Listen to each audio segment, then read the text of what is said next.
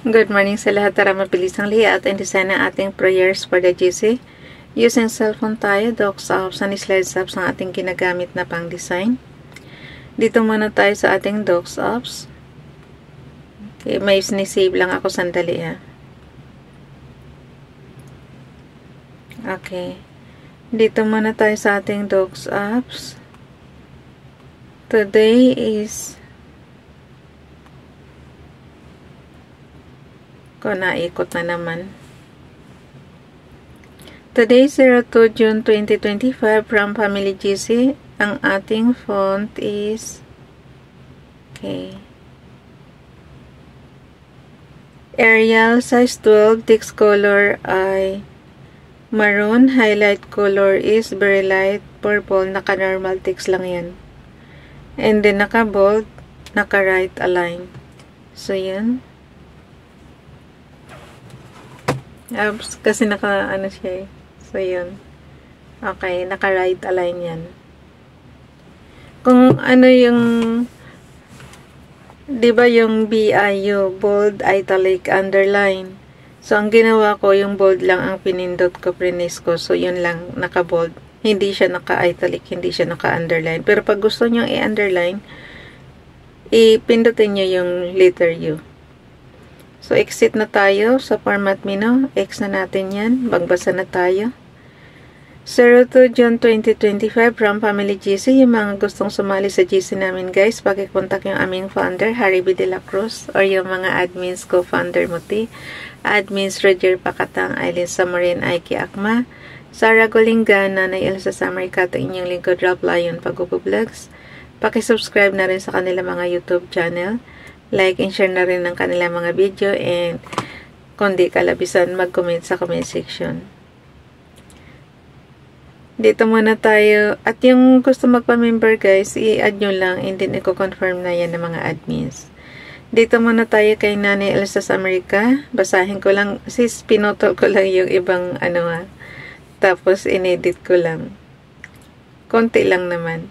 Wishing you a fabulous day. May your days be filled with fabulous thoughts, people, moments. So, yun. Tinanggal ko lang yung araw, sis, kasi, lagi kong sinasabi late na yung paglalagay ko ng prayers. Okay, dito tayo kay Ralph Lion Pag-Vlogs. Ito guys, nakuha ko lang to sa Facebook. May nakita ako. Magandang reminder sa atin, lalo na yung mga nangungutang sa atin. Nawa, anuhin kayo, makonsensya kayo dito. Okay, basahin ko lang. Hindi tayo kumuha ng ngayon guys, yung quote mo na ang kinuha ko ngayon. Kasi parang maalala naman ng mga nangungutang sa atin yung kanilang obligasyon. Na pagka tagal-tagal na, hindi man lang marunong magbayad, diba? So, dito tayo, a reminder. Linagyan ko a reminder to all. If you borrow money to someone, it's really rude to wait for them to ask about it. Even if you don't have it yet, at least let them know. People need to get rid of this mindset. Just because a person hasn't asked you about it doesn't mean they don't need it. So, nawa tumama yan sa konsensya nyo. Kasi guys, kailangan din naman namin. Tsaka, hindi naman maliit na halaga. Nakikita natin doon sa mga sa ibang sabi nila wala namang nakukulong sa utang, pero dapat ba yun? Mangungutang ba kayo nang hindi nyo kayang magbayad para namang yung pinaghirapan ng tao na ipinahiram sa inyo is, 'di ba, pinaghirapan niya yun eh. Pinagtrabahoan natin yun, nagtipid tayo sa sarili natin para sa ganyan, tapos alam niyo na wala eh.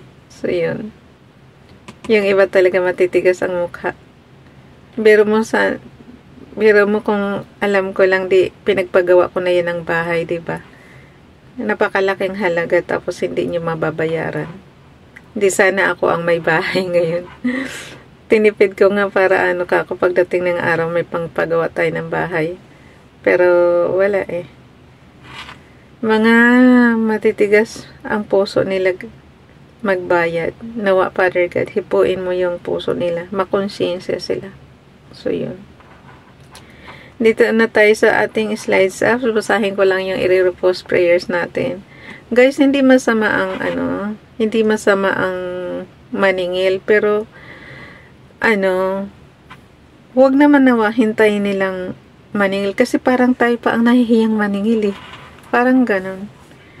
Hindi siya masama maningil kasi pera natin yan, pero sa part natin tayo pa yung nahihiya kasi parang tayo yung nakakaramdam na parang feeling natin eh, ba't ganun sila? Ganun sila ganun sila kakapal.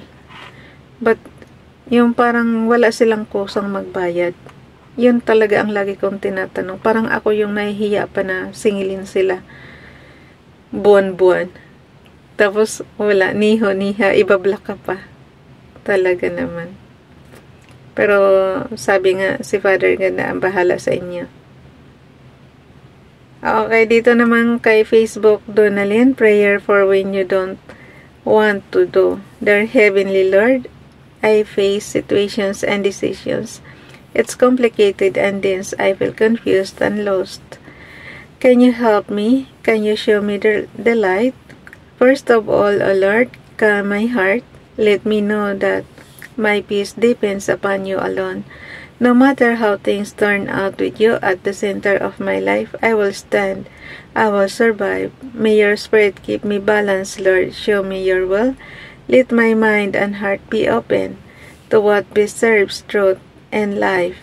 Give me courage to do what is right. Show me your word. Reveal it to my heart, O Lord, and make my conviction strong. For when I go to you and you show me your will, the blessing is guaranteed. It may not be easy. It may take time, but upon Christ I stand firm. In Jesus' name, Amen. Thank you, Nining. Dito naman tayo kay Ronelo Ligaspi Vlog. Paki-subscribe sa kanyang YouTube channel. The Lord, Psalms chapter 23 verse 1 to verse 2.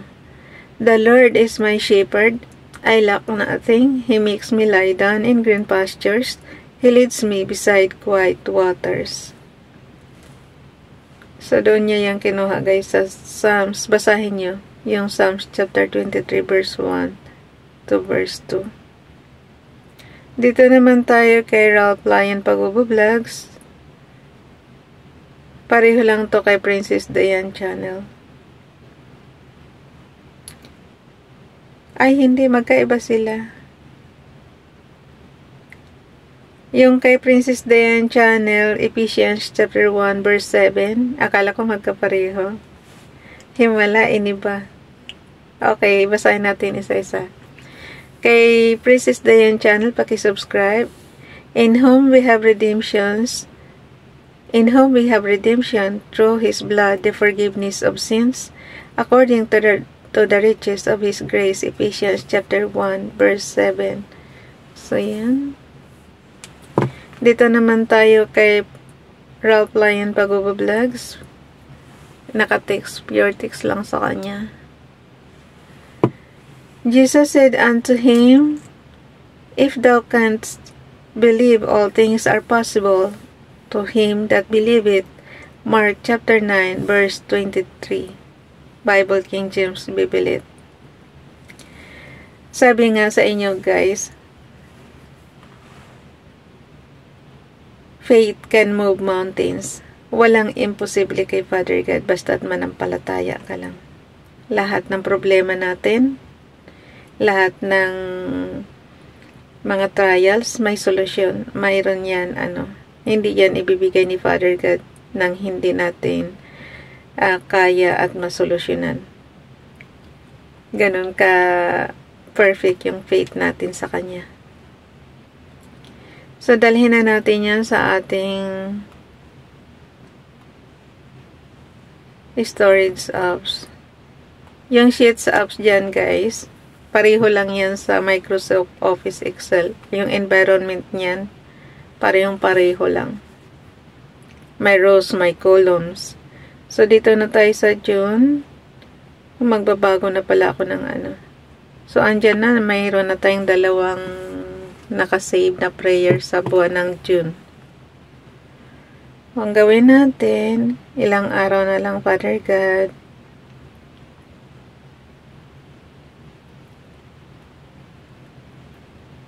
Babaguhin ko lang yung ano guys, kasi yung Mayo, kinopya ko lang yan. So, gawin lang natin yung 5, gawin natin 6. Para magiging June siya. Okay. May oras pa naman tayo eh. Okay, okay. Ganon din dito. Ay, Mayo pa rin siya. Hindi ko pinalitan. Ang init na talaga dito. Tapos sa Pilipinas naman tag-ulan na. Pag-uwi ko pala tag-ulan. Nako po. Naalala ko noong umuwi ako. Tag-ulan din. Nabasa ako ng ano. Nabasa ako sa tilamsik ng bus. Ay, nako.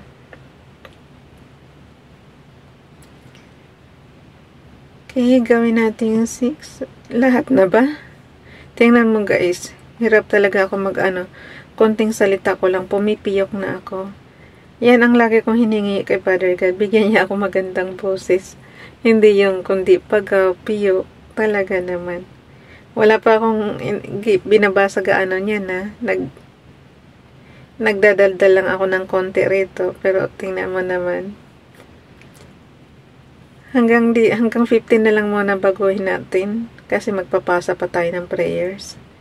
Okay. So hanggang 15 lang binago ko. Nasa column C ako. Okay. Sa bukas naman yung iba. Ipasa lang muna natin yung ating prayers. So, punta tayo sa gallery. And then, ipapasa na natin share. Piliin lang yung chats. Tapos, mag-headings lang tayo. Ang bilis ng ano na. Tsaka yung kwarto ko ngayon ang gulo-gulo kasi nga mag-iimpake na ako. So, talaga naman wala na, parang ano na naman, parang forest na naman sa gulo yung aking kwarto. Okay, prayers for the GC from YT, sis Nanay Elsa sa America. Thank you talaga sis Elsa sa mga prayer. Pero ini-edit ko konti lang sis kasi yung araw lang inaano ko, binabago ko para ma-update siya sa araw kung kailan ko siya pinopost. Okay, hanggang dito na lang. Bye everyone. Ako na bahala magpasa.